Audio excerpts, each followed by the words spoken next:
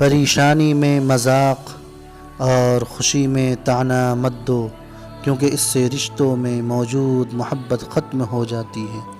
نادان لوگ دولت کے لیے دل کا سکون گنوا دیتے ہیں، اور دانشمند لوگ دل کے سکون کے لیے دولت لٹا دیتے ہیں۔ جو تمہاری خاموشی سے تمہاری پریشانی کا اندازہ نہ کر سکے، اس کے سامنے زبان سے اظہار کر کے اپنے الفاظ ضائع مت کرو۔ جس شخص کے گھر کے پاس مسجد ہو اور بنا کسی خاص وجہ کے وہ اپنے گھر میں نماز پڑھے تو اس کی نماز قابل قبول نہیں۔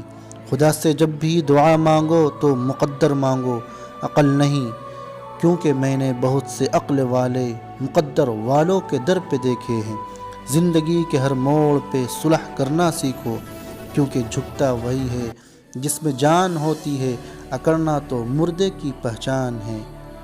اگر تم پانی میں ڈوب رہے ہو اور تمہیں پتہ چل جائے کہ وقت نماز ہے تو نماز کی نیت کر لو۔ وقت اور دولت دو ایسی چیزیں ہیں جو انسان کے اختیار میں نہیں۔ وقت انسان کو مجبور اور دولت مغرور بنا دیتی ہے۔